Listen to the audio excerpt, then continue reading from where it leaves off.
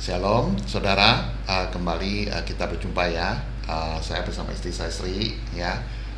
Selamat datang, saudara, bagi yang baru bergabung dengan channel kita Suara Menghidupkan ya. Kita akan sharing mengenai firman Tuhan, kehidupan iman orang Kristen, saudara ya. Kita juga akan melanjutkan season kita tetap mengenai Alkitab juga, saudara. Topik hari ini, Alkitab itu memuat hidup yang kekal ya.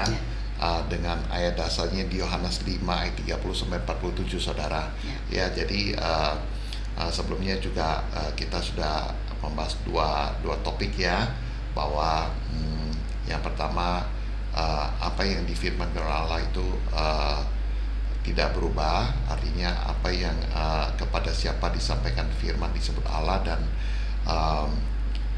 dan Alkitab tidak dapat dibatalkan, saudara ya. Lalu yang season keduanya atau topik yang kedua, bahwa sekalipun langit dan bumi akan berlalu, tapi firman Yesus tidak akan berlalu. Artinya firman Allah, firman Yesus adalah yang kekal, saudara ya. Nah, hari ini kita akan sharing bahwa Alkitab itu berisi hidup yang kekal.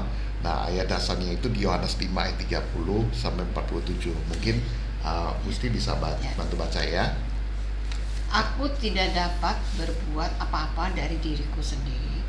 Aku menghakimi sesuai dengan apa yang aku dengar, dan penghakimanku adil, sebab aku tidak menuruti kehendakku sendiri, melainkan kehendak Dia yang mengutus aku. Kalau aku bersaksi tentang diriku sendiri, maka kesaksianku itu tidak benar. Ada yang lain yang bersaksi tentang aku, dan aku tahu bahwa kesaksian yang diberikannya tentang aku adalah benar. Kamu telah mengirim utusan kepada Yohanes, dan ia telah bersaksi tentang kebenaran. Tetapi aku tidak memerlukan kesaksian dari manusia. Namun, aku mengatakan hal ini supaya kamu diselamatkan. Ia adalah pelita yang menyala dan yang bercahaya, dan kamu hanya mau menikmati seketika saja cahayanya itu. Tetapi aku mempunyai suatu kesaksian yang lebih penting daripada kesaksian Yohanes, yaitu segala pekerjaan yang diserahkan Bapa kepadaku, supaya aku melaksanakannya. Pekerjaan itu juga yang akan kukerjakan sekarang, dan itulah yang memberi kesaksian tentang aku, bahwa Bapa yang mengutus aku. Bapa yang mengutus aku, dialah yang bersaksi tentang aku.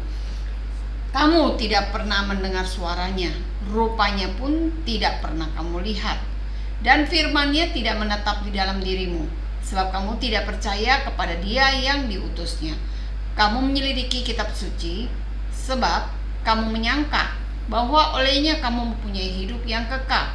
Tetapi walaupun kitab suci itu memberi kesaksian tentang aku, namun kamu tidak mau datang kepadaku untuk memperoleh hidup itu.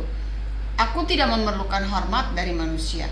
Tetapi tentang kamu, memang aku tahu bahwa di dalam hatimu kamu tidak mempunyai kasih akan Allah. Aku datang dalam nama Bapakku, dan kamu tidak menerima aku. Jikalau orang lain datang atas namanya sendiri, kamu akan menerima dia.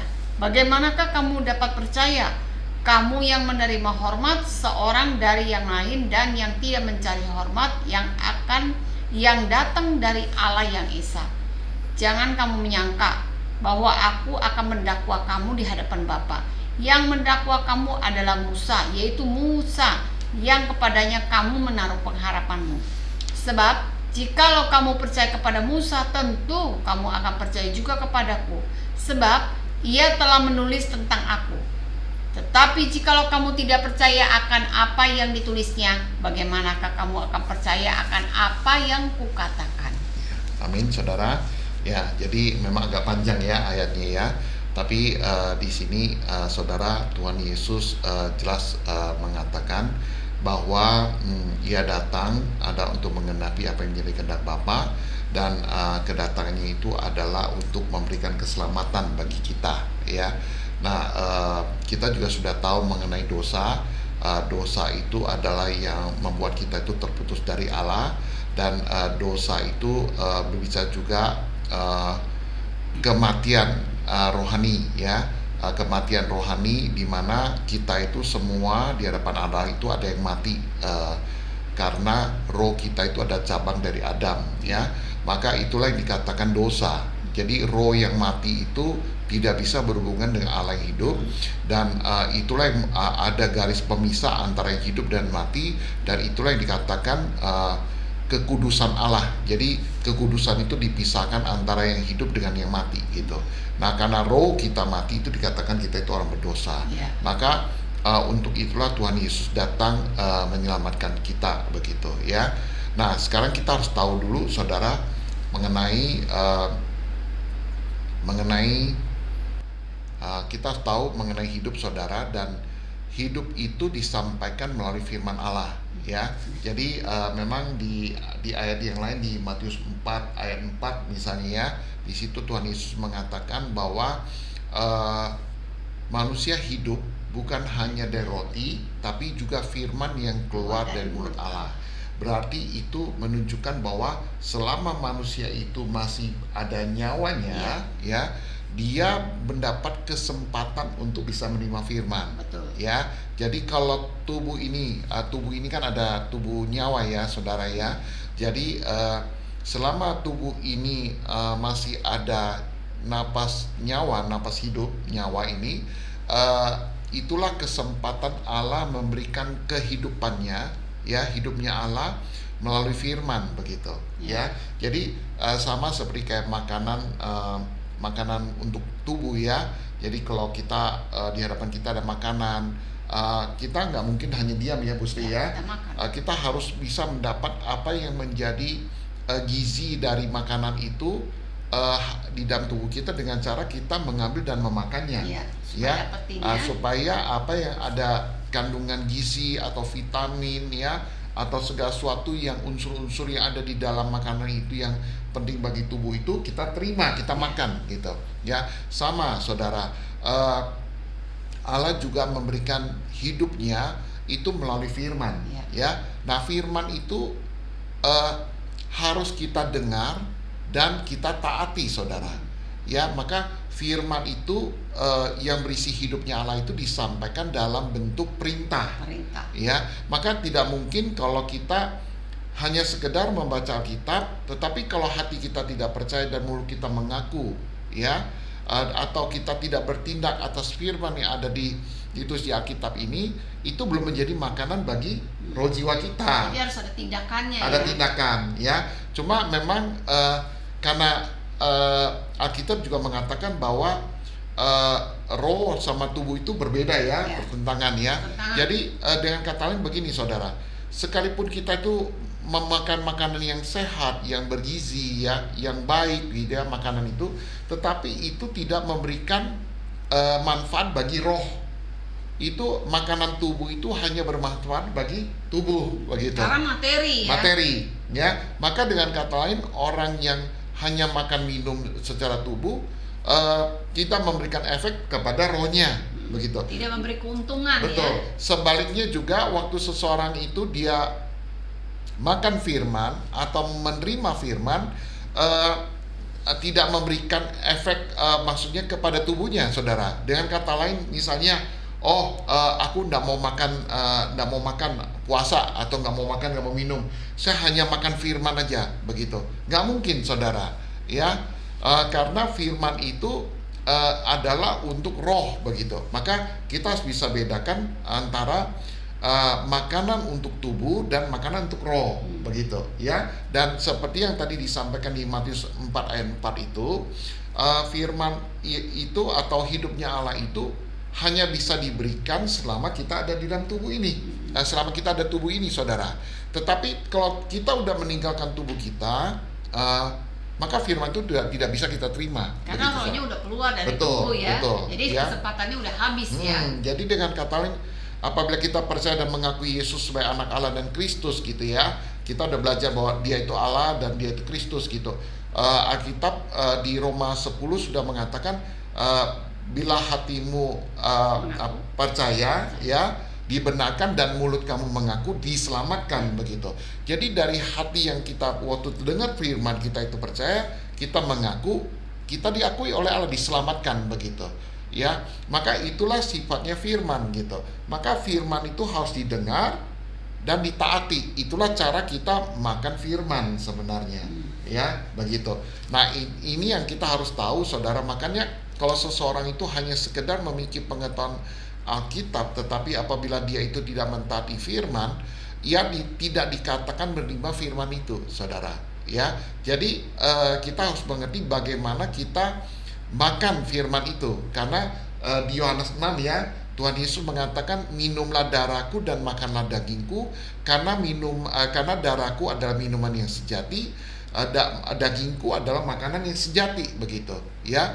Nah, memang pada waktu itu para murid atau orang-orang itu terkaget juga ya. Mereka mendengar, bagaimana orang itu bisa minum darah makan daging begitu? Apakah kita diajarkan kanibalisme begitu? Kan tidak mungkin begitu ya. Tetapi yang dimaksud oleh Tuhan Yesus adalah berbicara mengenai dirinya, karena Yesus itu adalah firman yang menjadi tubuh. Maka apa yang menjadi perkataannya itu, saudara, menjadi perintah yang menghidupkan kita gitu. Maka Tuhan Yesus mengatakan, darahku dan dagingku adalah minuman dan makanan yang sejati. Artinya memang tadi selama ada dalam tubuh ini kita menerima firman ya, dengan tubuh kita percaya, dengan tubuh kita dibaptis, dengan tubuh kita menerima kesaksian dengan datang Roh Kudus, dengan tubuh kita beribadah gitu. Jadi selama dalam tubuh ini kita bisa menerima firman itu. Tetapi Tuhan Yesus mengatakan bahwa darah dan dagingnya itu adalah minuman dan makanan yang sesungguhnya. Karena darah Yesus ada yang memberikan hidup, dan daging Yesus ada yang memberikan hidup kekal, saudara. Demikian di Yohanes 6 itu sudah dikatakan demikian, saudara. Maka bagian kita adalah kita harus mengerti bahwa sekalipun kita itu memelihara tubuh dengan baik ya, tetapi tubuh ini tidak, apa yang kita makan bagi tubuh kita ini tidak bisa memberikan efek pada roh kita, begitu ya. Tidak bisa membawa kita kepada perkara yang kekal, masuk ke hal yang kekal. Hanya firman Allah yang bisa membuat kita bertahan sampai ke hidup kekal itu, gitu. Dengan kata lain, selama kita dalam tubuh ini kita tidak menerima firman, menolak Yesus gitu ya, tidak menerima Yesus, menolak Yesus, maka roh kita itu adalah yang akan menghadapi penghakiman kekal yang kelak dibuang ke lautan api. Karena roh kita mati, begitu saudara. Maka selama dalam tubuh ini penting adalah kita mendengar firman Allah dan bertindak atas firman itu, begitu. Sebagai contoh ya, mungkin Bu Sri bisa baca di Yohanes 3 ayat 16 sampai 18. Nah, Yohanes 3 ayat 3 pasal 3 ayat 16 sampai 18. 16 ya. Ya. Karena begitu besar kasih Allah akan dunia ini, sehingga Ia mengaruniakan anaknya yang tunggal, supaya setiap orang yang percaya kepadanya tidak binasa, melainkan beroleh hidup yang kekal.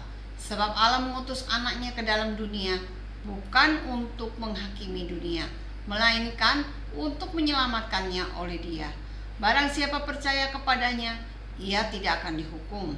Barang siapa tidak percaya, ia telah berada di bawah hukuman, sebab ia tidak percaya dalam nama anak tunggal Allah. Nah, di sini juga dikatakan bahwa Allah tahu bahwa manusia itu adalah yang pasti binasa karena rohnya mati karena dosa, begitu.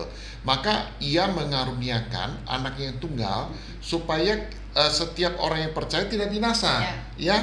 Tetapi kalau orang itu selama dia dalam tubuh mendengar firman dan dia tidak percaya, maka Alkitab mengatakan bahwa orang itu sudah berada di bawah hukuman, begitu. Dengan kata lain, saudara, sebagai contoh kalau di dalam pengadilan, kalau seseorang itu sudah divonis bahwa dia itu bersalah, maka dia tinggal menjalankan eksekusi dari bersalahnya dia. Misalnya seorang divonis ya akan bersalah, maka hukumannya adalah hukuman mati, begitu.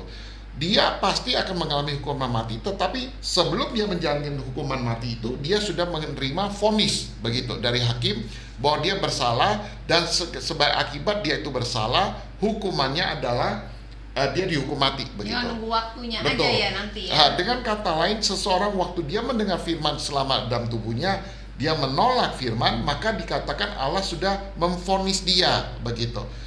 Dia sudah berada di bawah hukuman. Dengan kata lain, waktu roh jiwanya itu meninggalkan tubuhnya, roh jiwanya itu akan menghadapi penghukuman yang kekal itu.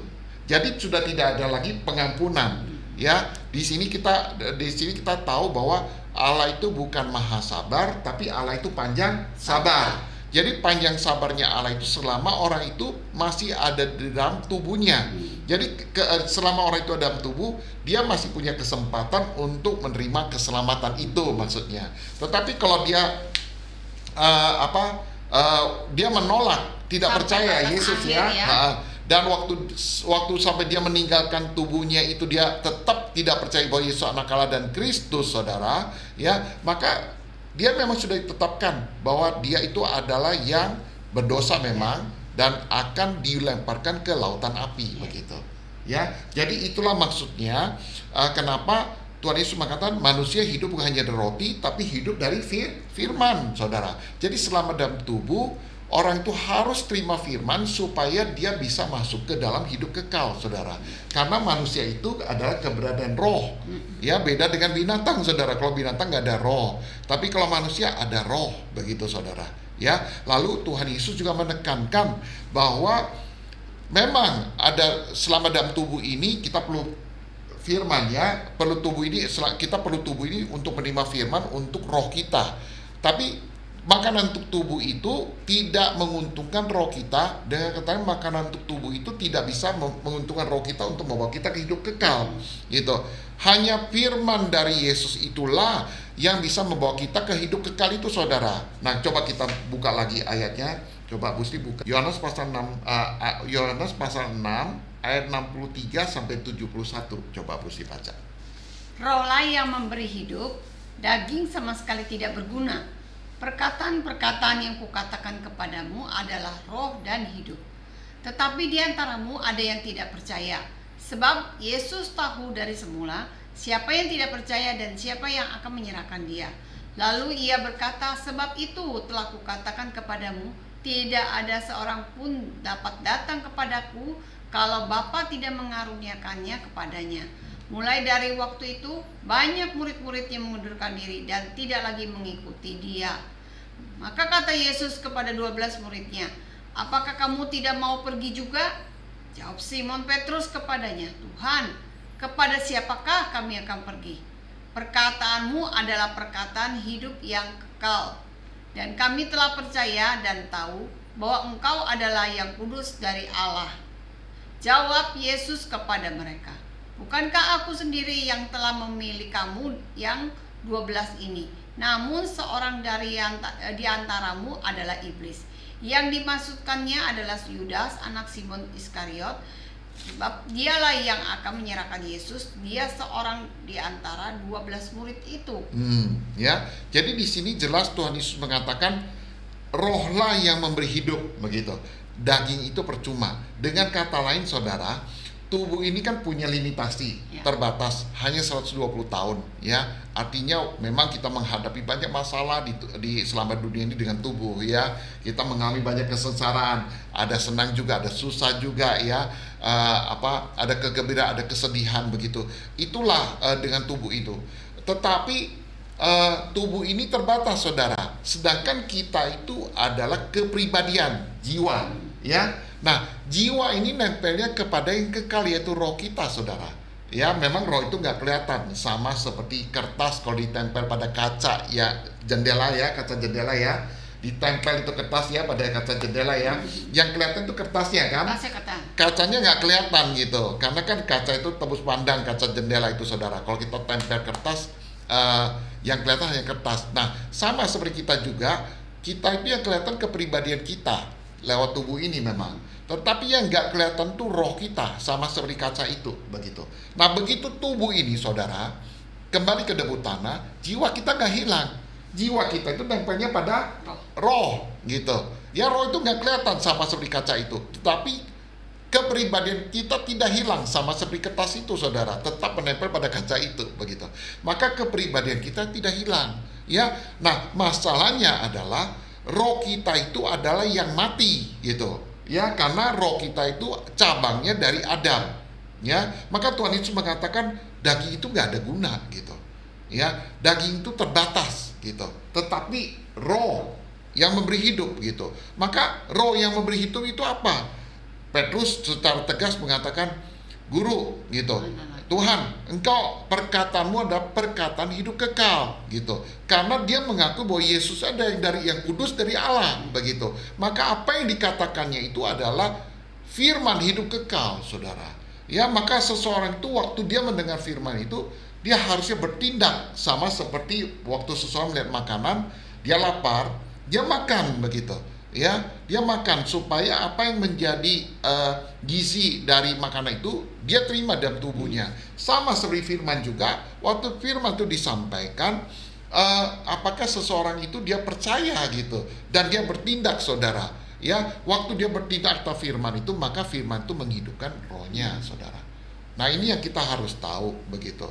Lalu tadi di ayat dasar juga dikatakan bahwa ada kesaksian begitu ya, Bu Sri ya, ada kesaksian. Nah, kesaksian Musa itu dan Yohanes Pembaptis itu dikatakan adalah seperti pelita begitu ya, pelita yang menyala. Pelita saudara tahu kan, kalau di dalam kegelapan mungkin kalau kita di kota itu sudah nggak begitu kenal lilin ya, Bu Sri ya. Tapi kalau di zaman waktu kita kecil itu listrik masih terbatas ya, lampu sering mati ya. Nah, kalau lampu sering mati apa yang terjadi? Kita nyalain lilin gitu ya, begitu. Kadang kita pakai lilin untuk belajar, untuk apa begitu, untuk bekerja gitu.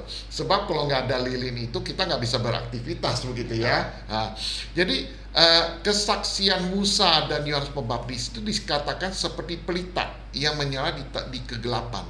Jadi artinya pelita itu kan bisa mati ya, bisa kena angin mati juga, atau kalau pelita itu bukan lilin ya, pelita itu seperti kayak ada sumbu terus ada minyaknya ya, kayak lampu apa itu, kayak bukan lampu.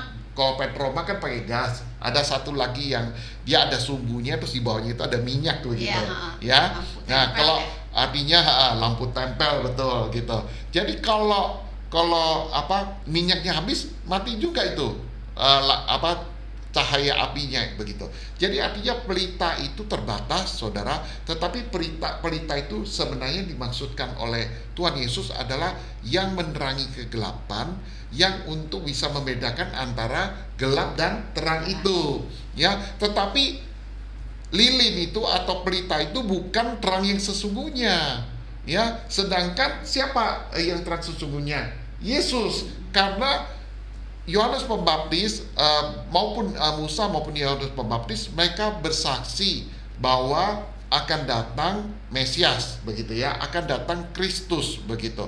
Maka kepada bangsa Israel waktu itu diberikan hukum Taurat. Hukum Taurat itu hanya kesaksian dari Allah secara tubuh. Kalau mereka taat firman, mereka diberkati. Tapi kalau mereka itu tidak taat firman, mereka tidak diberkati gitu. Nah, waktu Yesus yang sebagai anak Allah dan dia itu Allah, saudara, dia itu datang ya, dia memberikan firman yang sesungguhnya, hukum Taurat yang sesungguhnya begitu. Ya, bahwa hukum Taurat itu ternyata tidak bisa dikerjakan oleh manusia. Ya, nah siapa yang menggenapi hukum Taurat itu? Yesus. Karena hukum Taurat itu kan sifatnya mata ganti mata, gigi ganti gigi, nyawa ganti nyawa begitu. Yesus mengatakan hukum Taurat kepada kita, kepada manusia, tidak ada satupun yang bisa benar di hadapan Allah. Karena siapa yang tidak pernah berbohong, siapa yang tidak pernah iri hati, ya kan, siapa yang tidak pernah tidak berpikiran negatif gitu. Jadi dengan kata lain, apa yang ada pada pikiran manusia itu berasal dari rohnya yang mati gitu. Ketidaksanggupan manusia mengerjakan tuntutan Allah yaitu hukum Taurat tidak mungkin bisa gitu. Maka Yesus menyatakan itu. Itulah diagnosa yang Allah sampaikan, bahwa kamu orang berdosa gitu. Lalu hilang kemuliaan dikatakannya. Betul, seperti yang kemarin ya di Roma 3:23 dan Roma 6:23 itu ya. Maka Yesus sendiri setelah menyampaikan hukum Taurat sebenarnya, dan Yesus sendiri yang menggenapi tuntutan hukum Taurat itu, saudara. Maka harus Allah sendiri yang menanggung dosa manusia. Karena siapa yang sanggup menanggung dosa kita? Nggak mungkin. Karena dosa itu sifatnya rohania. Ya kan, dosa itu ada di roh begitu. Artinya hanya Allah sendiri yang bisa membereskan masalah ini gitu. Maka dia harus mengalami kematian di kayu salib dan mencurahkan darah. Ya, itulah kesaksian dari Musa dan Yohanes Pembaptis, saudara. Ya, lalu kesaksian pelita yang seperti pelita itu hanya menyatakan bahwa ada terang dan gelap begitu. Tetapi kesaksian mereka bukan terang itu sendiri. Sedangkan Yesus adalah terang itu sendiri. Dengan kata lain, Yesus itulah Allah sendiri, saudara. Ya, coba kita baca di Yohanes pasal 1 ayat 1 sampai 3. Ya. Pada mulanya adalah firman, firman itu bersama-sama dengan Allah, dan firman itu adalah Allah. Ia pada mulanya bersama-sama dengan Allah. Segala sesuatu dijadikan oleh Dia, dan tanpa Dia tidak ada satupun yang telah jadi dari segala yang telah dijadikan. Ya, jadi Dia itulah Allah, saudara. Coba ayat 4-nya, coba. Dalam Dia ada hidup, dan hidup itu adalah terang manusia. Jadi artinya Yesus itulah terang yang sesungguhnya, gitu. Dengan kata lain, Dia itulah Allah yang sesungguhnya. Dia itulah yang memiliki hidup satu-satunya yang diberikan kepada kita, saudara. Ya, itulah perbedaan antara kesaksian antara Yohanes Pembaptis, kesaksian Musa dan Yohanes Pembaptis, dan kesaksian dari Allah Bapa terhadap Yesus, gitu. Karena Yesus itu adalah Allah sendiri, saudara. Coba kita buka Yohanes 8 ayat 12, coba Bu Sri baca. Maka Yesus berkata pula kepada orang banyak, katanya, akulah terang dunia. Barang siapa mengikut aku, ia tidak akan berjalan dalam kegelapan, melainkan ia akan mempunyai terang hidup. Amin, saudara. Jadi kesaksiannya Musa dan Yohanes Pembaptis itu hanya kesaksian seperti pelita, gitu. Ya, sedangkan apa yang disaksikan oleh mereka itu mengenai terang itu sudah datang, yaitu Yesus, saudara. Ya, maka di sesi-sesi sebelumnya kita sudah mengatakan kita itu jangan berpikir kalau kita orangnya baik, orangnya saleh, dermawan, ya, kita itu menjalankan satu kehidupan yang suci, kita itu bisa diterima Allah. Enggak, gitu. Itu hanya kesaksian Musa. Artinya kalau hidup kita baik-baik, tubuh kita diberkati. Kalau kita kehidupan tubuh kita tidak baik, kita terkutuk begitu. Itu hanya bayangan dari kenyataan yang sesungguhnya, bahwa kalau kamu tidak ada Yesus, maka roh kamu akan mengalami kutuk yang kekal, gitu. Ya, karena kenapa perlu Yesus? Karena Yesuslah yang menggenapi tuntutan hukum Taurat itu, begitu. Maka apakah kamu punya Yesus, punya hidup, gitu, punya terang, gitu? Ya, terang yang sesungguhnya itu apakah ada dalam diri kita, gitu, saudara. Itu yang menjadi patokan. Maka kesaksiannya Musa itu bersaksi mengenai terang yang sesungguhnya.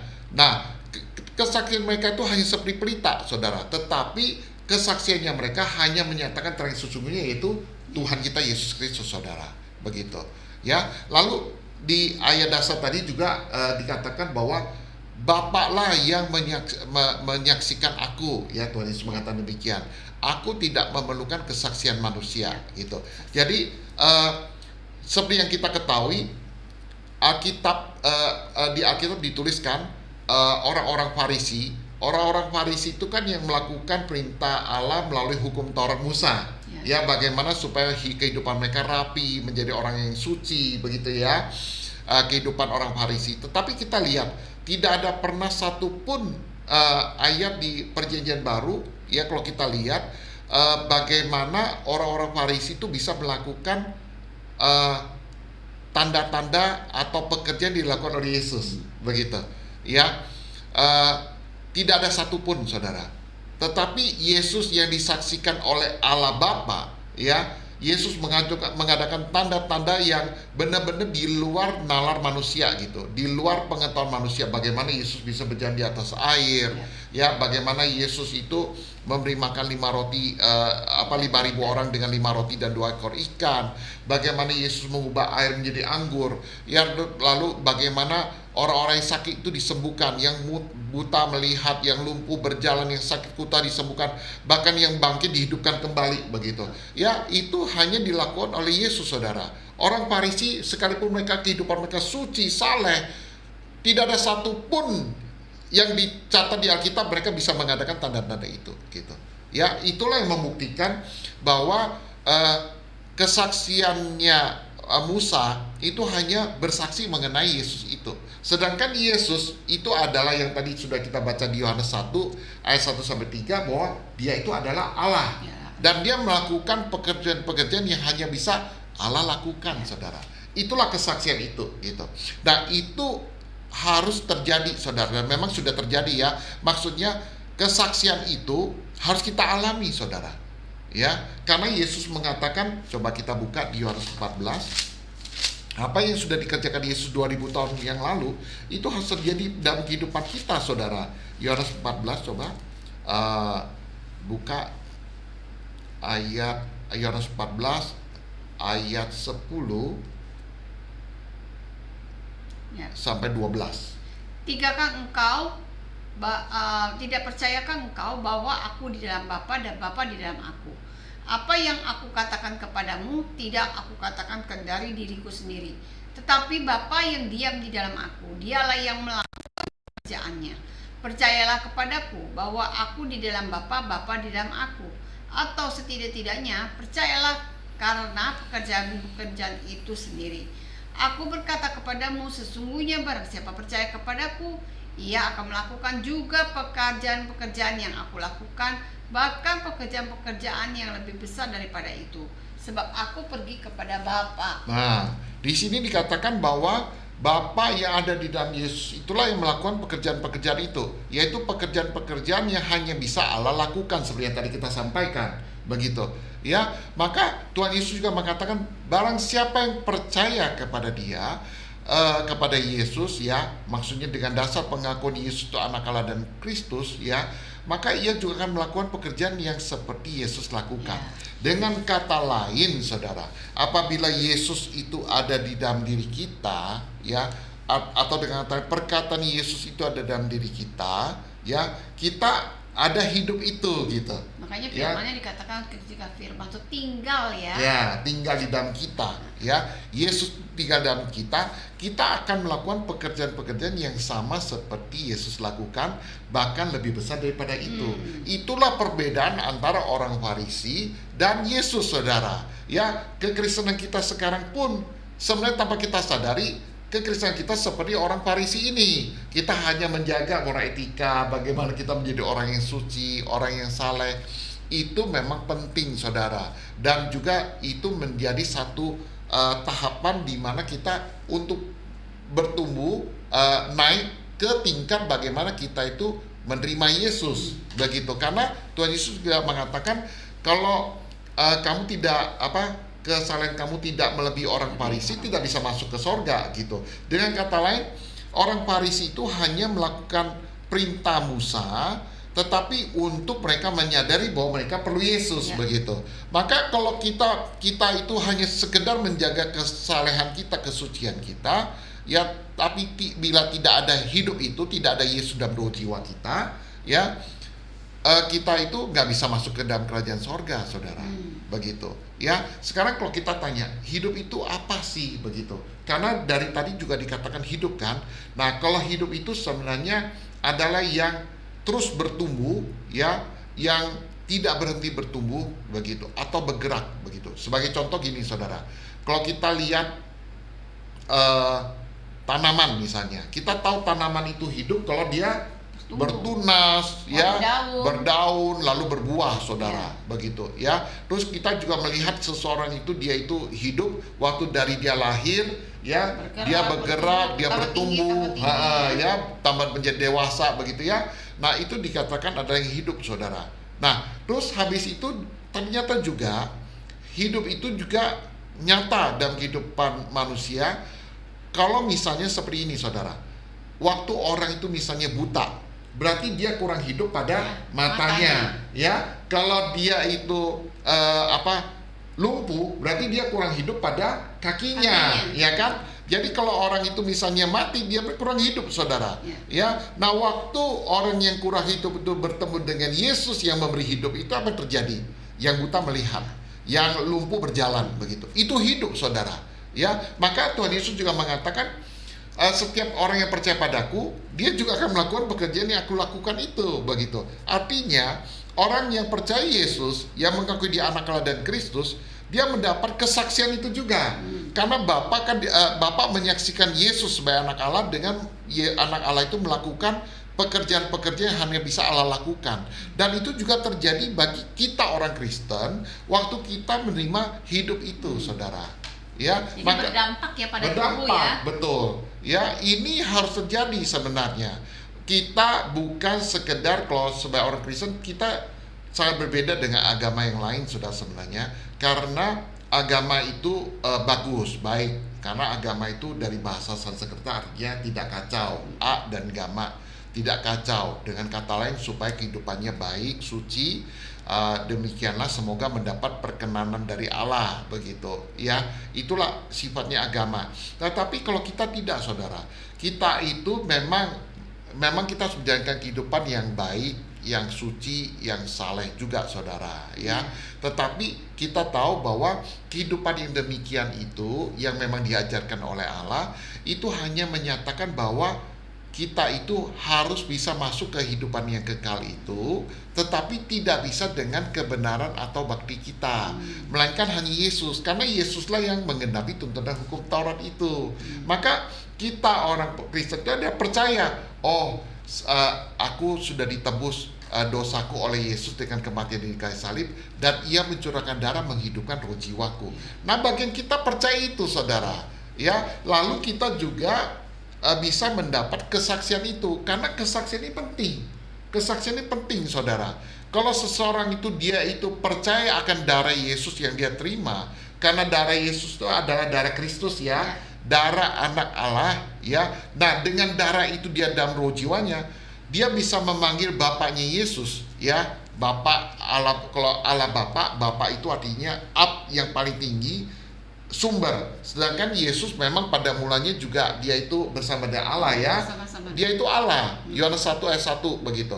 Tetapi Yesus itu merendahkan dirinya ya, mengosongkan dirinya ya, sehingga dia datang sebagai anak manusia ya. Karena apa? Karena Allah Bapa menciptakan sorga untuk anak kekasihnya ya, tetapi Tuhan Yesus tidak mau keluar setara dengan Allah. Karena kalau setara berarti ada dua Allah. Sedangkan dia Allah sendiri, saudara. Ya, Yesus juga Allah karena dia bersama-sama dengan Allah. Dia itu firman, saudara. Ya, maka Yesus mengambil jalan yang paling rendah, ya, seperti air ya. Air itu kan tempat yang paling rendah mengalir ke bawah. Dia itu datang ke tempat yang paling rendah menjadi anak manusia, ya. Dan dia karena dia dia ingin mengalami kematian. Supaya apa? Supaya Allah yang Esa itu menghidupkan dia, begitu. Karena Allah Esa itu ada dua, saudara.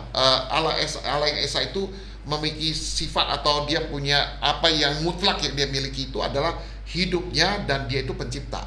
Ya, Allah yang Esa itu ada artinya dia yang punya hidup satu-satunya yang memberi hidup, dan karena dia satu-satunya dia menciptakan segala-galanya dan segala sesuatu. Begitu. Karena Allah itu adalah pencipta, kita ini adalah semua ciptaan. Ciptaan. Maka kita itu cipta rohani kan ada dua, malaikat dan manusia. Ya, dua-duanya itu hanya bisa hidup dengan firman. Ya, kalau malaikat itu bisa mempertahankan hidup dengan menjaga posisi dia. Kalau manusia itu bisa menerima hidup dengan dia percaya Yesus gitu. Ya, gitu. Maka waktu seseorang itu dia itu percaya akan bakti Yesus, percaya akan darah Yesus, percaya dan mengakui bahwa Yesus anak Allah, roh jiwanya itu menerima hidup darah Yesus. Mungkin nggak kelihatan pada tubuhnya, ya nggak kelihatan, saudara. Tetapi hidup itu masuk ke dalam roh jiwanya, ya. Karena firman itu untuk roh, bukan ke tubuh, ya, gitu. Maka firman itu masuk ke dalam roh dia. Apabila orang itu dia benar-benar percaya dan firman itu masuk ke dalam roh jiwa dia, dan dia menerima darah dan daging Yesus itu, apa yang terjadi? Dia mulai memanggil Allah itu sebagai Bapaknya dia, gitu. Karena Yesus kan sering mengatakan Bapa lebih besar daripada aku, Bapa dan aku satu, begitu ya. Jadi Yesus itu adalah yang keluar dari pangkuan Bapa dan dia menyebut Bapa lebih besar gitu. Artinya dia yang keluar gitu. Dia disebut anak Allah begitu ya. Jadi artinya dia sekalipun dia Allah, tetapi dia mengambil tempat paling rendah dan dia dikatakan anak Allah gitu. Nah, karena dia mencurahkan darahnya dan waktu kita percaya kita menerima darahnya, maka darah itu adalah darah anak Allah begitu. Roh Kristus gitu. Maka dengan Roh Kristus itu seseorang itu bisa memanggil Allah Bapaknya gitu. Ya, kita itu secara luar biasa kita bisa memanggil Allah itu Bapa, bukan secara dogma, tapi maksudnya secara roh dan hatinya dikuatkan, diteguhkan sehingga akhirnya mulutnya bisa mengatakan Bapa, engkaulah Bapakku gitu. Karena Yesus ada dalam diri dia. Karena kan waktu dibaptis roh kita kan udah menjadi satu dengan Yesus ya. Makanya sejak itu kita bisa memanggil ya. Harus ada darah dulu Bu Sri. Prosesnya adalah waktu seseorang itu dia percaya bakti Yesus. Pertama dia tahu dia itu roh jiwa ya. Lalu dia tahu dosa yang membuat dia dibuang ke neraka. Lalu dia tahu bahwa Yesus itu anak Allah yang dikaruniakan ya oleh Bapa kepada kita, dan dia datang sebagai Kristus, mati di kayu salib, mencurahkan darah. Nah, waktu dia percaya itu Bu Sri, rohnya itu dipercikan darah sebenarnya. Ada darah Yesus gitu. Ya, dengan kata lain dosa kita itu yang sudah ditebus itu dihapus dengan darah Yesus itu, ya. Nah, karena darah itu ada dalam roh jiwa kita, kita bisa memanggil Allah Bapa Yesus sebagai Bapa kita. Begitu. Ya, yang saya tekankan di sini adalah bukan sekedar pengetahuan, tetapi apakah saudara yang sudah percaya Yesus baktinya, darahnya itu, saudara memanggil Bapak Yesus sebagai Bapak kita, bukan dogma gitu, tapi kenyataan yang sebenarnya gitu. Maka waktu kita berdoa kan kita sering berdoa, Bapak gitu, Bapak terima kasih atas hari ini, Allah Bapakku bersyukur karena Engkau memelihara aku begitu. Waktu kita memanggil Bapak atau Bapak atau Abba atau Abba Bapak begitu ya, itu apakah benar-benar karena darah Yesus itu begitu saudara ya. Lalu kesaksian itu penting saudara. Kesaksian itu waktu Allah menyaksikan kita itu punya hidup, punya Yesus saudara, itu dengan kedatangan Roh Kudus ya. Roh Kudus itu datang ya, secara jelas dia memberikan kita segala karunia-Nya ya, memberikan kita karunia sesuai dengan kehendaknya. Itu di 1 Korintus pasal 14 ya. Mungkin mesti baca aja ya. Kita baca ya.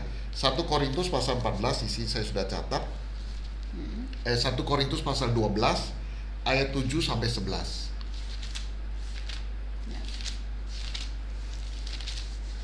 Tetapi kepada tiap-tiap orang dikaruniakan pernyataan roh untuk kepentingan bersama.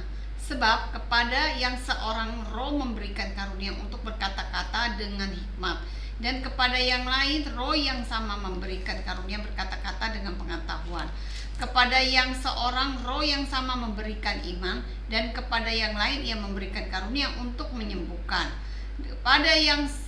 Kepada yang seorang roh memberikan kuasa untuk mengadakan mujizat, dan kepada yang lain ia memberikan karunia untuk bernubuat, dan kepada yang lain lagi ia memberikan karunia untuk membedakan bermacam-macam roh. Kepada yang seorang ia memberikan karunia untuk berkata-kata dengan bahasa roh, dan kepada yang lain ia memberikan karunia untuk menafsirkan bahasa roh itu. Tetapi semuanya ini dikerjakan oleh Roh yang satu dan yang sama, yang memberikan karunia kepada tiap-tiap orang secara khusus seperti yang dikehendakinya. Jadi waktu seseorang itu terima hidup, terima darah Yesus ya, terima bakti Yesus saudara ya, rohnya hidup itu, dia juga akan mendapat kesaksian itu.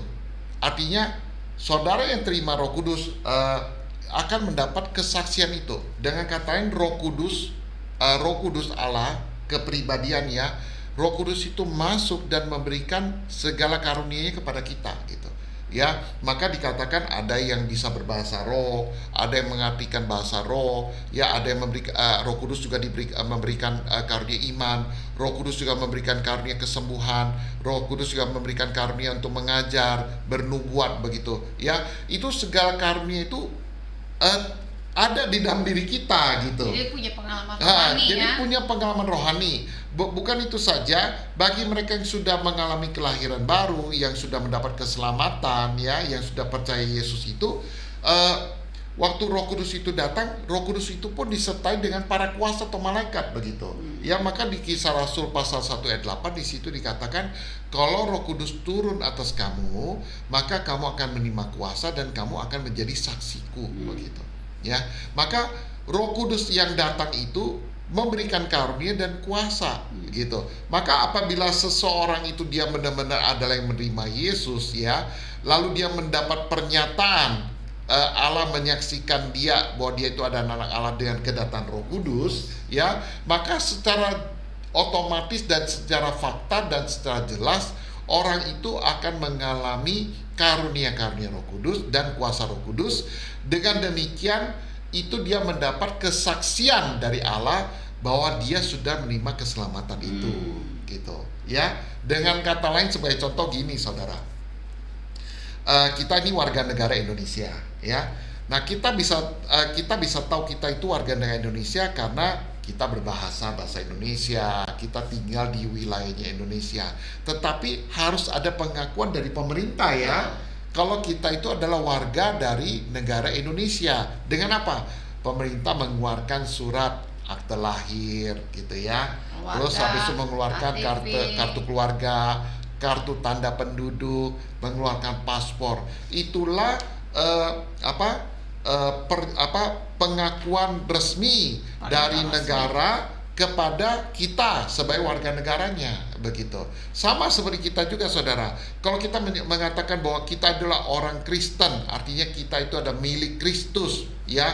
Kita punya Roh Kristus, kita punya darah Yesus. Kita harus dapat kesaksian dari Allah dengan kedatangan Roh Kudus dan roh jiwa kita. Ya, dan kita tahu bagaimana Roh Kudus di dalam diri kita. Roh Kudus memberikan karunia-Nya gitu. Ya, supaya apa? Supaya kita bisa makin mengenal Yesus saudara. Ya, karena dengan Roh Kuduslah kita bisa mengakui bahwa Yesus itu Tuhan kita. Begitu ya. Sebagai contoh begini saudara, sebelum kematian Yesus ya, Petrus dan para murid yang lain juga melihat bagaimana Tuhan Yesus sudah mengadakan tanda-tanda heran ya. Bahkan kita tahu bagaimana Petrus itu dengan beraninya dia mengatakan, Guru, aku tidak akan meninggalkan engkau begitu ya kan.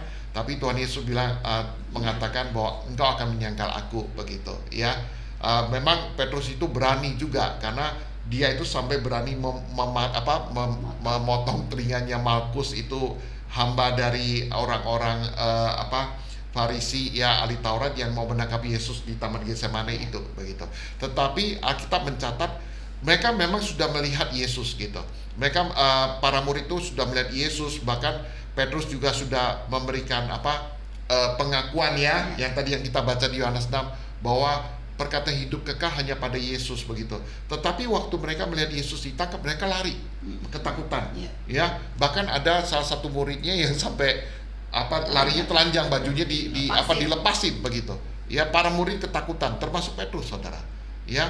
Jadi sama seperti kita juga, sekalipun kita itu percaya Yesus gitu ya, mengakui Yesus sebagai anak Allah, mengakui Yesus sebagai Kristus dan dialah Tuhan dan Juru Selamat kita saudara. Tetapi kalau tidak ada kesaksian Allah dengan kedatangan Roh Kudus dan roh jiwa kita ya, kita itu sebenarnya iman kita lemah sekali saudara. Sama seperti kayak kertas ini ya, kena angin bisa terbang kan, bisa goyang, nanti terbang ya. Tapi kalau kertas itu ditaruh batu ya, kokoh saudara ya. Jadi iman seseorang itu ya, dia harus diakui oleh Allah gitu. Jadi dimantraikan ya dengan kedatangan Roh Kudus ya. Dengan kata lain, simpelnya begini saudara, Tuhan Yesus Kristus datang untuk orang berdosa, tetapi Roh Kudus datang kepada mereka yang sudah menerima darah Yesus atau orang-orang kudus begitu ya. Maka Tuhan Yesus datang ya untuk menebus dosa manusia dan memberikan hidupnya kepada orang itu begitu ya. Jadi waktu orang itu berdosa, mengakui dirinya berdosa, dia terima hidup dengan menerima darahnya. Tetapi Roh Kudus beda. Roh Kudus datang menyaksikan bahwa kita itu ada yang sudah menerima darah Yesus dengan kedatangannya dalam roh jiwa kita. Dan dia memantraikan nama Yesus, nama Immanuel itu ke dalam roh jiwa kita. Lalu buktinya Roh Kudus itu datang apa? Roh Kudus datang memberikan karunia-karunia. Maka waktu seseorang itu dia percaya Yesus, ya, mengaku bakti Yesus, dan dia membuka hati menerima Roh Kudus, waktu Roh Kudus itu datang kan nggak kelihatan, ya, tetapi buktinya kelihatan gitu. Dia mulai berbahasa roh. Itu jelas, saudara, itu karunia yang diberikan oleh Roh Kudus, di mana roh orang itu ya bisa berkata-kata dengan Allah melalui Roh Kudus. Jadi hubungannya pulih ya. Kan kalau ceritanya, kalau kita balik lagi dulu waktu Taman Eden, dia mulai berkomunikasi, tapi karena jatuh di dalam dosa, hubungan menjadi terputus ya.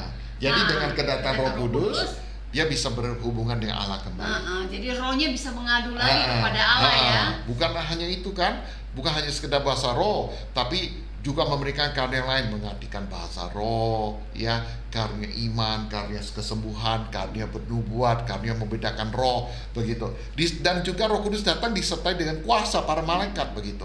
Maka orang yang mendapat kesaksian dia punya nama Yesus, ya, dia bisa mengutuki roh kotor gitu, ya, dia bisa melakukan pekerjaan yang Yesus lakukan gitu. Yesus kan selalu di dalam pelayanannya usir roh kotor, ya kan, usir ya roh najis gitu, ya kan, setan-setan, dan mereka yang sakit disembuhkan. Nah, orang Kristen yang sejati, waktu dia menerima kedatangan Roh Kudus, dia juga akan melakukan pekerjaan yang sama, begitu. Karena dia tahu dia itu ada anak Allah, dia punya hak memanggil Allah sebagai Bapaknya, dan dia punya kesaksian Roh Kudus datang membawa nama Yesus dan roh jiwanya, saudara. Ia mementeraikan nama Yesus dan roh jiwanya. Coba mesti baca di Yohanes pasal 14 ayat 26. Pasal 14 ayat 26. Ya. Tetapi penghibur, yaitu Roh Kudus yang akan diutus oleh Bapa dalam namaku, dialah yang akan mengajarkan segala sesuatu kepadamu dan akan mengingatkan kamu akan semua yang telah kukatakan kepadamu. Jadi hanya dengan kedatangan Roh Kudus, saudara, kita itu bisa percaya Yesus sebenarnya. Karena waktu Roh Kudus datang, dia akan mengingatkan seluruh firman Yesus. Firman Yesus itu apa? Hidup kekal, saudara. Ya, maka tanpa Roh Kudus sebenarnya seseorang itu tidak bisa mendapat kesaksian dari Allah. Tanpa Roh Kudus seseorang itu sebenarnya tidak mendapat pengakuan dari Allah sebenarnya. Jadi makanya pentingnya Roh Kudus itu ya. Makanya dikatakan di Alkitab itu bahwa Roh Kudus itu adalah hadiah yang terbesar yang Allah berikan buat kita ya. Kisah Rasul 2 ayat 38 ya. Waktu itu Petrus menyampaikan, karena itu bertobatlah dan berilah dirimu dibaptis, maka kamu akan menerima karunia Roh Kudus. Karunia itu artinya hadiah, yaitu Roh Kudus diberikan kepada kita. Roh Kudus itu adalah yang paling indah, yaitu karena Roh Kudus datang dengan membawa nama Immanuel itu, nama Yesus itu dalam roh jiwa kita, saudara. Tinggal di dalam roh jiwa kita ya, betapa pentingnya itu ya. Maka Alkitab itu mencatat betapa pentingnya seseorang itu menerima Roh Kudus. Di Kisah Rasul 19 misalnya, Paulus bertanya kepada jemaat Efesus begitu, apakah mereka menerima Roh Kudus sesudah mereka percaya Yesus? Mereka mengatakan belum, karena mereka baru dibaptis dengan baptisan Yohanes. Baptisan Yohanes itu apa? Baptisan Yohanes itu hanya menyatakan bahwa orang itu berdosa. Tetapi baptisan Yesus itu artinya apa? Yesuslah yang menanggung dosa kamu, maka kamu masuklah ke dalam Yesus lewat baptisan itu, begitu. Karena mereka percaya dan mereka mentaati firman. Atas firman itu mereka dibaptis dalam nama Yesus. Lalu waktu ditumpang tangan oleh Paulus, Roh Kudus datang dalam roh jiwa mereka. Lalu dikatakan, Alkitab mencatat mereka bisa bernubuat gitu. Karena apa? Karena Roh Kudus itu mengingatkan seluruh firman Yesus ke dalam roh jiwa mereka, saudara. Ya, maka bukan soal seberapa lama kita bergereja, bukan seberapa lama kita itu tahu ayat Alkitab, tetapi apakah kita bertindak mentaati firman itu, begitu. Apakah ada kesaksian Allah dalam roh jiwa kita dengan kedatangan Roh Kudus dalam diri kita, saudara. Ya, kalau Roh Kudus itu tidak bersaksi, kita itu tidak dapat kepastian keselamatan kita. Sedangkan Allah memberikan anak tunggal supaya kita tidak binasa. Tetapi kesaksian keselamatan itu apakah ada di dalam diri kita? Dengan kedatangan Roh Kudus, saudara.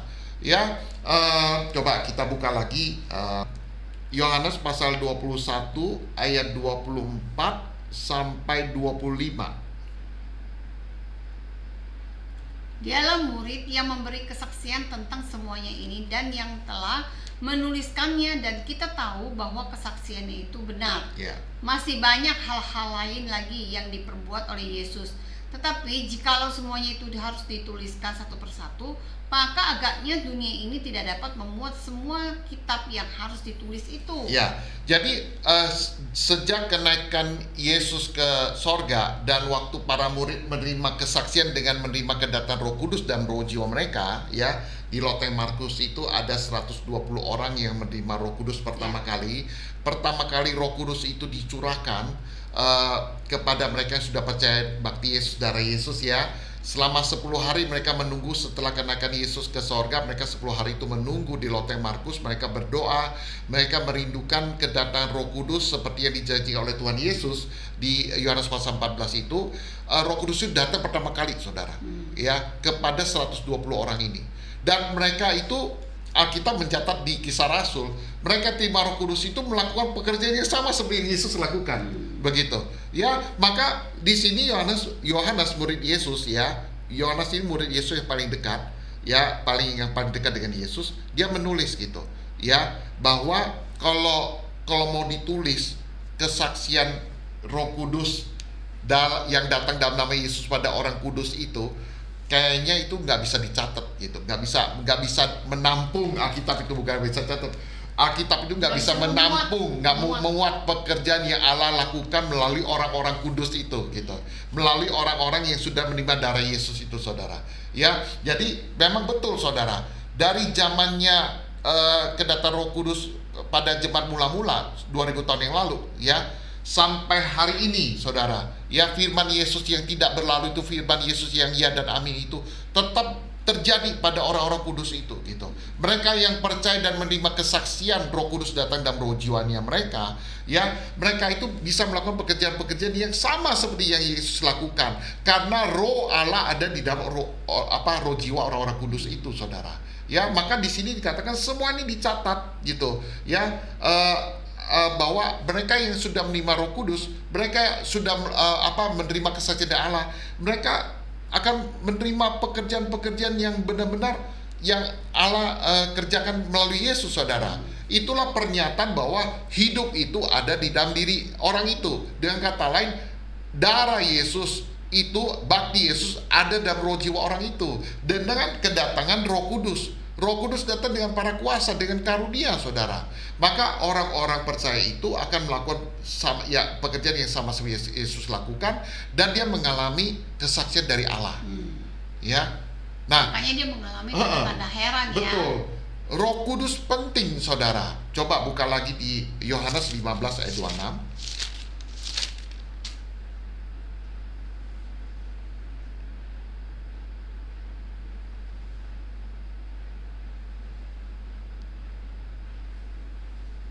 Yohanes 15 ayat 26, ya.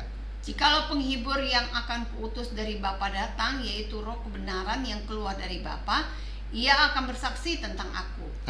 Jadi kalau Roh Kudus itu datang di dalam roh jiwa orang-orang yang sudah terima darah Yesus, Roh Kudus itu akan bersaksi mengenai Yesus gitu. Artinya Yesus yang adalah anak Allah dan Kristus itu secara kuat itu disaksikan oleh Roh Kudus di dalam roh orang itu gitu.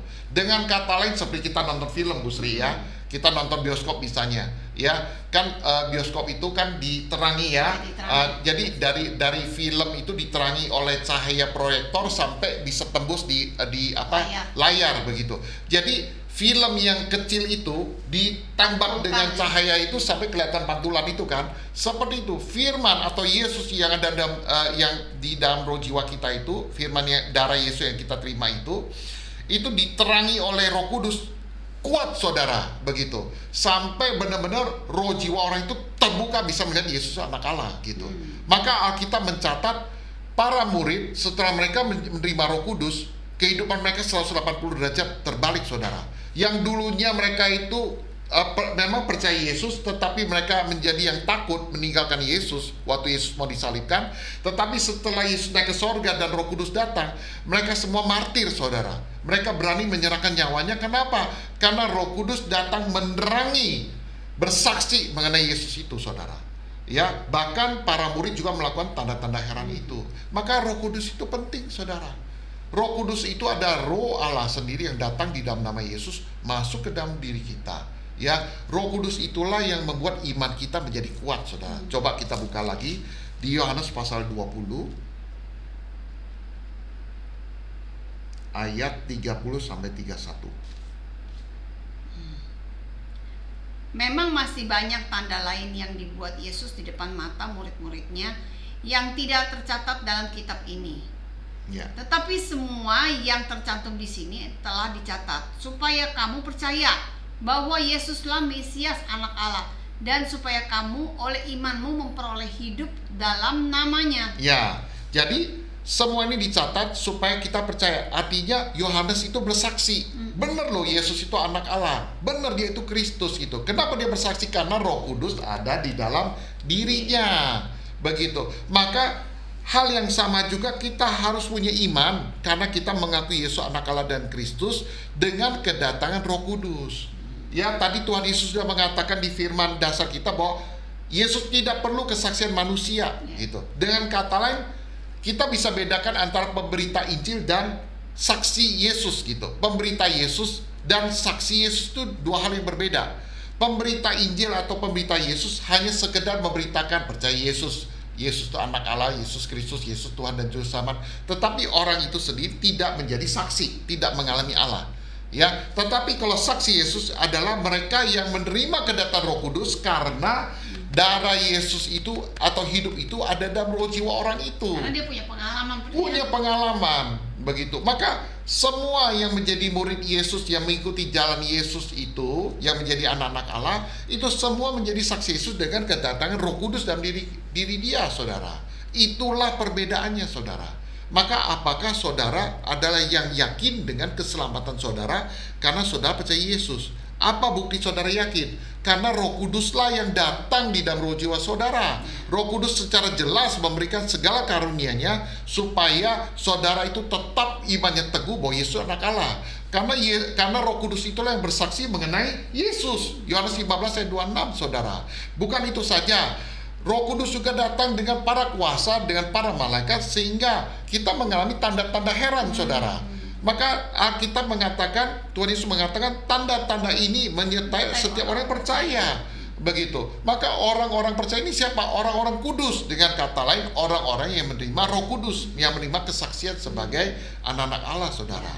Maka kita bukan soal keselamatan kita, itu bukan soal seberapa banyak kita membaca Alkitab ini, bukan seberapa banyak kita hafal ayat, bukan seberapa kita itu bergereja puluhan tahun, bukan, saudara. Ya, tetapi apakah hidup itu ada dalam diri kita? Dengan kata lain, kita itu mentaati firman dan terima hidup itu, saudara. Ya, maka Yohanes, coba buka di Yohanes 5 ayat 39, Tuhan Yesus mengatakan apa di situ? Yohanes 5 ya.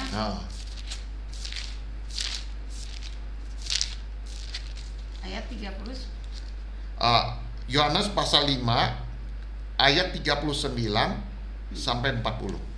Kamu menyelidiki kitab-kitab suci sebab kamu menyangka bahwa olehnya kamu mempunyai hidup yang kekal.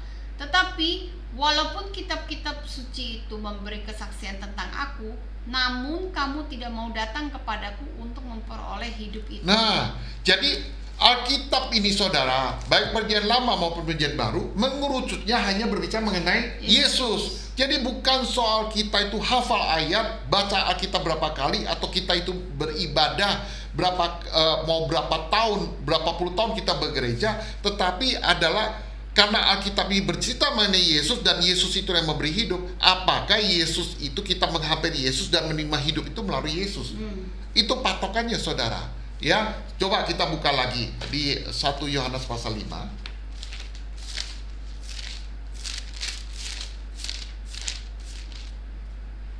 Ya. 1 Yohanes pasal 5 ayat 6. ayat 5 sampai 12, coba Pusi pelan-pelan baca. Siapakah yang mengalahkan dunia selain daripada dia yang percaya bahwa Yesus adalah anak Allah? Inilah dia yang telah datang dengan air dan darah, yaitu Yesus Kristus, bukan saja dengan air dengan air dan dengan darah. Dan rohlah yang memberi kesaksian bahwa roh adalah kebenaran. Sebab ada 3 yang memberi kesaksian di dalam sorga, Bapa, Firman, dan Roh Kudus, dan ketiganya adalah satu. Dan ada 3 yang memberi kesaksian di bumi, roh dan air dan darah, dan ketiganya adalah satu.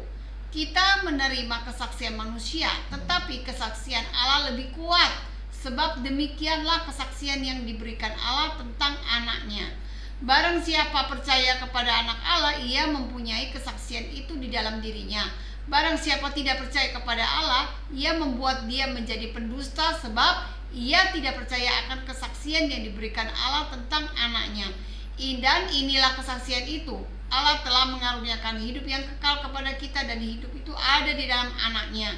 Barang siapa memiliki anak, ia memiliki hidup, dan barang siapa tidak memiliki anak, ia tidak memiliki hidup. Nah, jadi di sini sudah dikatakan jelas bahwa Yesus itu datang air dan darah, dan inilah dia yang datang dengan air dan darah. Air itu selalu menuju ke tempat yang paling rendah ya.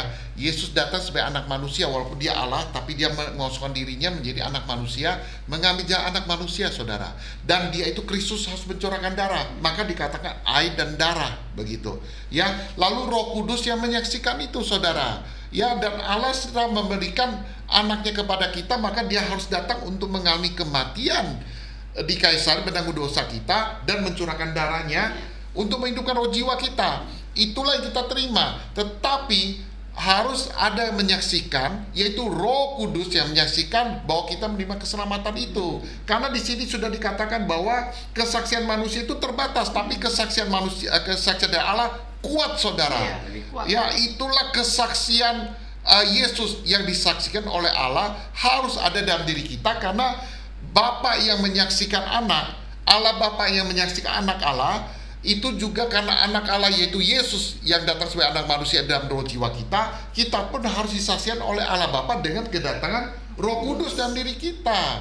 Ya, jadi bukan soal saya sudah bergereja sudah lama, atau saya dari lahir saya sudah orang Kristen, atau saya sudah membaca Alkitab begitu banyak, sudah ratusan kali saya baca Alkitab, saya sudah ngelotok Alkitab begitu. Itu tidak menjadi patokan, saudara. Orang Farisi pada waktu itu pun menulis ayat-ayat pada tubuhnya, ditulis dengan rapi yang indah pada bajunya. Tetapi Tuhan Yesus mengatakan apa? Alkitab ini bercerita mengenai aku, tapi kamu tidak mau datang padaku, begitu. Ya, maka bukan soal kita itu bergereja atau apa, tapi patokannya adalah apakah anak itu atau Yesus di dalam roh jiwa kita, dan apakah Allah menyaksikan kita dengan kedatangan Roh Kudus itu. Itulah iman yang bisa mengalahkan dunia. Ya, itulah iman yang memperoleh keselamatan, saudara. Maka kita harus ada kesaksian itu. Ya, saudara harus jelas mengenai keselamatan itu.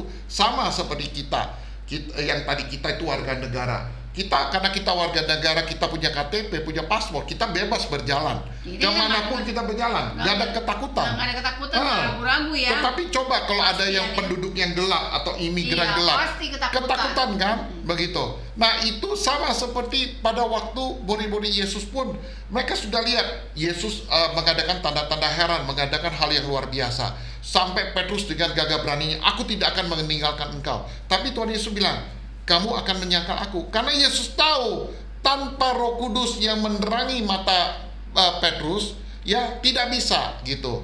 Ya, tapi Tuhan Yesus sudah berdoa untuk Petrus bahwa dia bahwa dia akan menerima Roh Kudus juga begitu. Ya, maka dengan kedatangan Roh Kudus, para murid bisa melihat kealahannya Yesus. Bisa tahu bahwa Yesus itu benar anak Allah dan Kristus, saudara. Ya, maka tanpa Roh Kudus, tanpa kesaksian dan roh jiwa kita nggak bisa tahu apakah kita dapat keselamatan. Ya, bukan hanya sekedar kita berbicara begitu aja, saudara. Karena Alkitab jelas mengatakan demikian. Ya, di ayat terakhir coba mesti buka di 2 Korintus pasal 3 ayat 13 ayat 5. 2 2 Korintus pasal 13 ayat 5.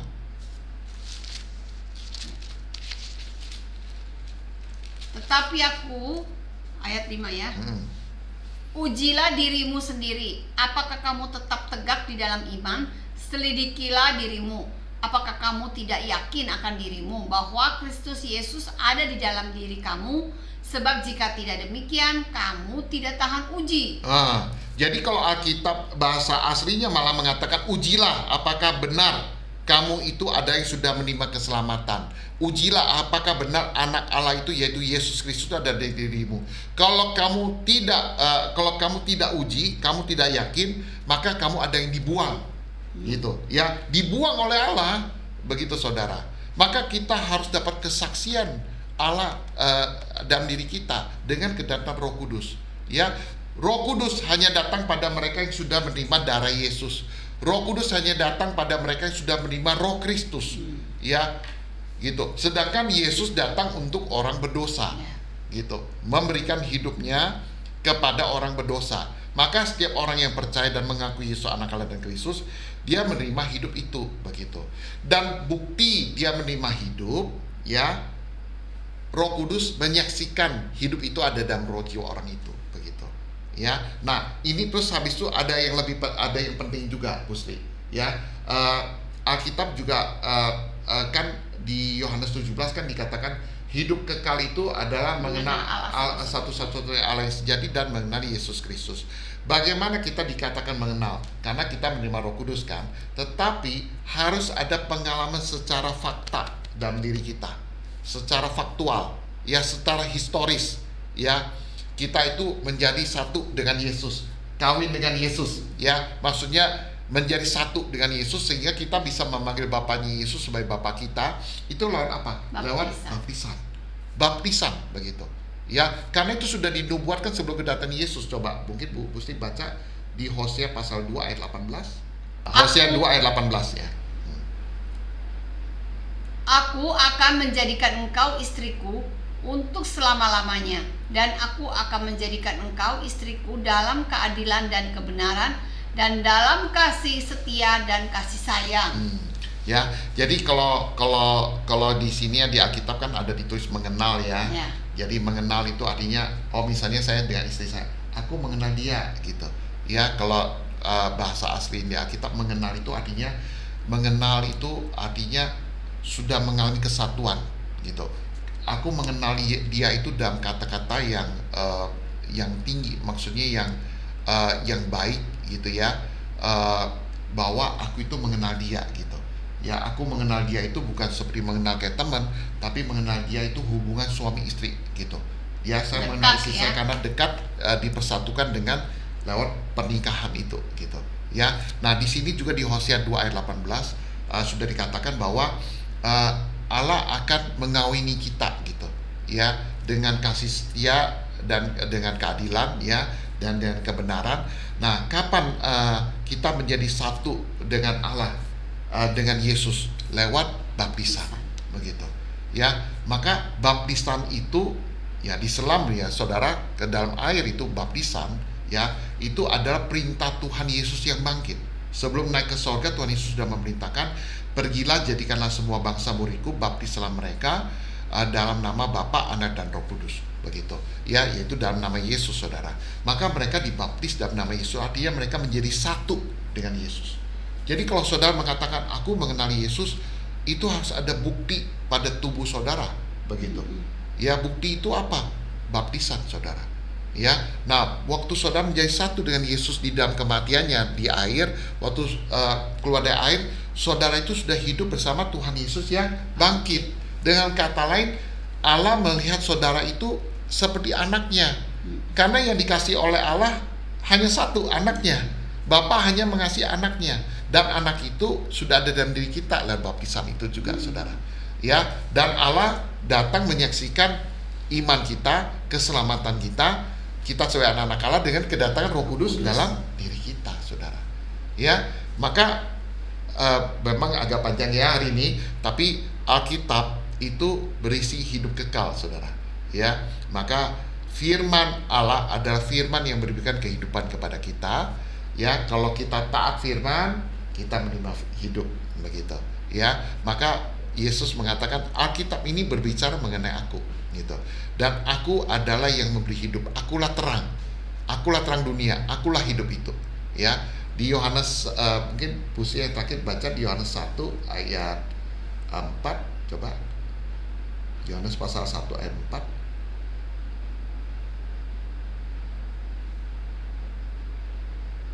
Di dalam Dia ada hidup, dan hidup itu adalah terang manusia. Ya, Yesus mengatakan akulah terang, terang dunia, ya. Dan terang itu sudah datang, dan di dalam Yesus itu ada terang dan hidup begitu. Ya, apabila terang dunia itu yaitu Yesus ada dalam diri kita pasti hidup, saudara. Ya, bukti kita hidup, kita pasti mau mentaati firman, ya. Ya, pasti karena roh kita hidup mau mentaati firman begitu. Maka firman pertama itu, perintah pertama itu adalah baptisan. Ya, baptisan, saudara. Maka baptisan itu artinya kita menjadi satu dengan Yesus di dalam kematian. Waktu keluar air kita hidup bersama Tuhan kita yang bangkit itu. Jadi kita hidup bersama Yesus itu kita udah menjadi satu dengan Yesus. Itu kita udah kawin dengan Yesus gitu. Ya, artinya kalau aku mengenal Allah, apa buktinya saudara mengenal Allah? Atau apa buktinya saya dan istri saya mengenal Allah? Karena kita sudah dibaptis dengan Yesus begitu. Maka baptisan itu kebenaran. Baptisan itu bukan upacara. Lalu harus ada kesaksian dari Allah, ya, menyaksikan bahwa Yesus anak Allah itu, ya, ada di dalam diri kita. Begitu. Dengan kata lain, darah Yesus itu ada dalam diri kita dengan kedatangan Roh Kudus. Ya, Roh Kudus datang bagaimana? Dia memberikan karunia-Nya. Semakin kita taat pada Roh Kudus, semakin penuh karunia-Nya kepada kita, dan semakin kuat kita melihat Yesus itu anak Allah. Ya, bahkan kuasa pun menyertai yang menyertai Roh Kudus itu dinyatakan dalam diri kita. Maka kita bisa melakukan pekerjaan seperti yang Yesus lakukan, saudara. Ya, itu ya Busri, ya. Busri mau tambah? Ya, kali ini cukup ya. Mungkin agak panjang, tapi semoga hari ini topik mengenai Alkitab memuat firman hidup kekal itu, semoga saudara-saudara bisa mengerti. Walaupun mungkin saya dan istri saya juga terbatas, tapi biarlah apabila saudara merindukan hidup, ya, saudara dah di hadapan Allah, saudara akan didorong untuk membaca Alkitab, dan saudara dibukakan hatinya oleh Allah, oleh Roh Kudus begitu. Ya, jadilah orang yang menerima keselamatan dengan menerima Yesus, mengakui Yesus sebagai anak Allah dan Kristus. Jadilah orang yang mengenal Allah dengan ketatan pertama lewat baptisan. Lalu jadilah orang yang diakui oleh Allah dengan kedatangan Roh Kudus dalam diri saudara. Amin, saudara. Ya, oke, Bu Sri, mungkin kita akan jumpa pada sesi berikutnya. Mungkin Bu Sri bisa tutup dan doa. Bapak, kami ucap syukur buat hari ini. Terima kasih Bapak, karena kami memiliki kesaksian Bapak dengan kedatangan Roh Kudus. Sungguh kami adalah yang berbahagia. Saat ini kami berdoa untuk setiap yang mendengar firman hari ini Bapak. Biar mereka juga sama Bapak, memiliki pengalaman Bapak, bahwa dia memiliki kesaksian bahwa kedatangan Roh Kudus. Biar Bapak alat untuk bekerja, memberikan kekuatan dan keberanian setiap firman yang mereka dengar, dan mereka mengambil tindakan untuk memberi diri mereka dibaptis bagi mereka yang belum menerima baptisan. Dan juga kepada mereka yang sudah menerima baptisan tapi belum menerima Roh Kudus, biarlah Allah juga turut bekerja lebih kuat lagi, supaya mereka juga memiliki pengalaman atau memiliki kesaksian Bapak, dengan kedatangan Roh Kudus, bahwa dia bukti bahwa dia adalah yang sudah bebas dan menjadi anak Allah, dan dia adalah yang memiliki kesaksian bahwa darah dan firman Allah tinggal dalam roh jiwanya. Bapak turut bekerjalah kepada setiap yang mendengarkan, supaya mereka mempunyai pengalaman rohani Bapak. Terima kasih Bapak, kami ucap syukur di dalam nama Yesus kami berdoa. Amin. Amin. Ya. Sampai ketemu saudara pada sesi berikutnya. Tuhan Yesus memberkati.